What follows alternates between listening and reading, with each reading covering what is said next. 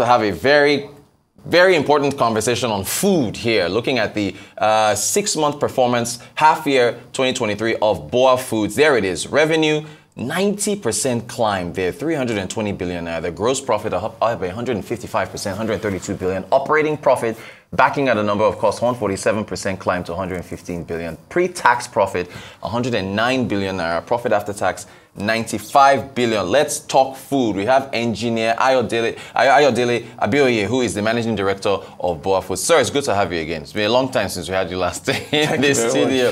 So good to be back. Let's get into it. This is such a critical sector. What were your revenue drivers? Was it sugar, pasta? What was behind the big the numbers we saw there, the climate revenue? Clearly, as we set out in the year, our focus was purely on our strategic initiatives for the year. Yeah. And one of the key elements there is commercializing our expansions. Okay. If you know, we've talked about expanding across all our 5 businesses.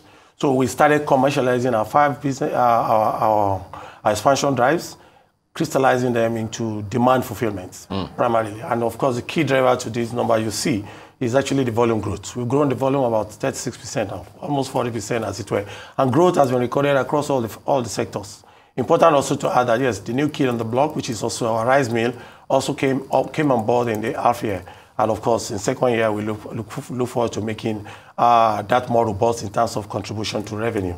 So by and large, you're right, strong performance result, as it were, with profit, or rather revenue at 90% growth. Yeah. And of course, profit after tax at 90% growth, 95 billion thereabout, as it were. Yeah. Your costs, we have your costs up there. I mean, this was a big jump. Your cost of sales, 61% growth to... Is processing food costly? Talk to us about that. What was the drivers there for your cost of sales? So it's pretty clear. Like every other business, you are not immune to variations and the challenges of the headwinds, which directly affects input costs, raw material, energy. And of course, recently too, with the subsidy issues, you have to look after your employees. So cost of employee cost is also going up because we need to catch up with the living wages or living allowance, as it were, that is emerging. So that is expected. Yeah. Of course, I haven't talked about the issue of the economic climate situations in terms of FX also that has also impacted, which of course will affect your raw material input. Even if the global prices of your raw material stabilizes, you need FX to buy them. Yeah. And of course, FX is coming at a cost. And all of that local headwinds and everything pulled together will obviously impact a lot of this. But also not to forget the fact that as you grow in terms of numbers, you also need to spend more in terms of cost of input, as well as, of course, sales and distribution, which I believe will also see in fact, you have preempted it. There it is.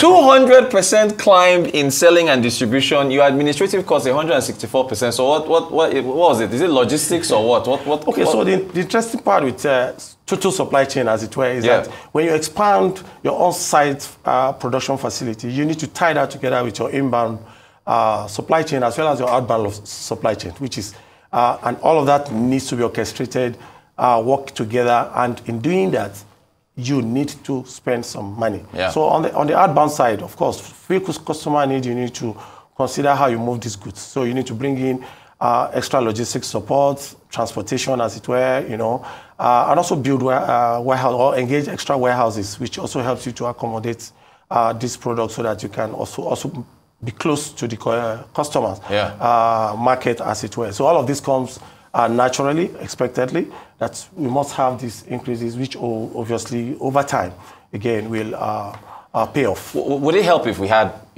rail? Because everything moves by road. Would you have a more diverse transport network? Would that help maybe reduce your costs? Sincerely, yes, I must say, because rail basically it's a bulk transportation. So you are able to drop down the cost per unit if you have a rail system. I'm happy that government is looking into that area. All that needs to be done is accelerate the process. I remember growing up in those days, everything could move. In fact, we used to have a special rail line they call it goods train. Right. In those days, you just see, not passenger train, goods train. Yeah. Everything you see in there are goods. From the farm livestock, just name it. It's all good strain and all of that, Okay. So I'm sure if that will come back at some point in our lifetime, and of course, very soon, pretty soon, we hope. I want to ask about your assets. We saw quite a growth in your total assets. There it is. Yeah, 24% growth, 758 billion. Is that part of the expansion that you're talking about? Obviously, yes. Yeah. So as all of these crystallizes, obviously you begin to see these numbers come up there. And of course, these are assets we continue to use to deploy in terms of expanding and driving our growth. Yeah. As it were. So that change is basically the elements of those that are completed that are already brought into the books as well. Well, what are your finance costs? I mean, I think is it interest rates that you've had to, borrowing costs? Have those also materialized as well? Yes, those are part of it. We take them in as soon as it arrives, and of course, where we have bits and bits of exposures, we do also accommodate them in terms of the financial costs. So that is basically what we book in there. And also, of course, bits and bits of elements of where we have exposures, we also make sure we provide for them. Yeah. Okay, I do want to get to the FX matter. Because we pulled these quotes from the results where you're saying, about the foreign exchange that you are expecting the impact. Okay. So here's the quote there. So from the results, it says, whilst the impact of foreign exchange loss in H1 has not been significant due to our supply chain hedging strategy, we anticipate a material effect in H2, which will be adequately provisioned for. So talk to us about that. What? Okay. So what this simply means from a supply chain understanding is simply that by the time the pronouncement for the unification of exchange has come, we've already covered our inventories. We have inventories that cover us for the half year. And of course, this is also because you plan much, much ahead. Already, smart companies are already planning for 2024 because we're already in half year. So you don't plan when the time comes. You plan much, much ahead of that. So we have inventories that already cover that. That's not to say that we didn't take in the element of the exposures. We did. And of course, those are on our top lines, as you can see. We do take that in. The rest of the year, we're going to obviously have more, and of course we will also accommodate that in all our cost lines as well, because it's just purely largely material input costs that we are affected in this case, and we will accommodate that, we'll adjust for it, and then make sure we have. But what is very important to say is also that the growth platform is quite strong. It's quite encouraging, and we are very optimistic that our brand will still sustain a very decent and attractive growth by the end of the year, irrespective of the amount of additional losses that we need to take in. Great stuff. Now, so the earnings are good. You did well, double-digit growth. You are in food, so we have to talk about that. I don't want to pull you into any political discussions here, but you know what's been going on around the country. Food palliatives, cost of living going up. You are in the food business, so I don't even want to share your thoughts on how there's a food crisis. The president's, called a food emergency ahead. So how do we get, what do we do here? What do we do? How do we address this food crisis and implement food palliatives? How do you think it will work? Fortunately for us, we are all human. We need food. Yeah. And that's the reality of whatever we do, food is number one. And like you did said, the government recently pronounced a state of emergency on food security, as it were. And that's a very good pronouncement for us. For us, as a brand, BUA brand, I will say, you recall that our chairman, Abdusamad Rabiu, is a very strong promoter of food security. Indeed, he is. And that's one of the key elements of also the brand, as it were, to mention. So, talking about palliatives and extending palliatives to food, it's a very important topic that I think we are very interested to play in. But what I think is very important to talk about here is the fact that we need to look at the food system holistically. Why am I saying this is because if you provide palliative on one end of the system and you do not consider the other end, it goes away, it withers away and does not actually get to the common man. So what we should look at is look at the food system. It starts with the production, it starts with the processing, distribution, and of course the consumption. Okay. At the production side, of course, agriculture is being looked after. Recently, the government also pronounced, Mr. President actually did mention in his broadcast, focusing on 150,000 hectares of land for rice and cassava, all these other things. I tell you sincerely, if that is done and you multiply it, it's about 1.6 million metric tons of paddy rice, which will be very, very useful as an input for most of us that are in the rice milling business, to be honest, go a long way in addition to other efforts, as it were. So I think the palliatives needs to be extended across the entire food system.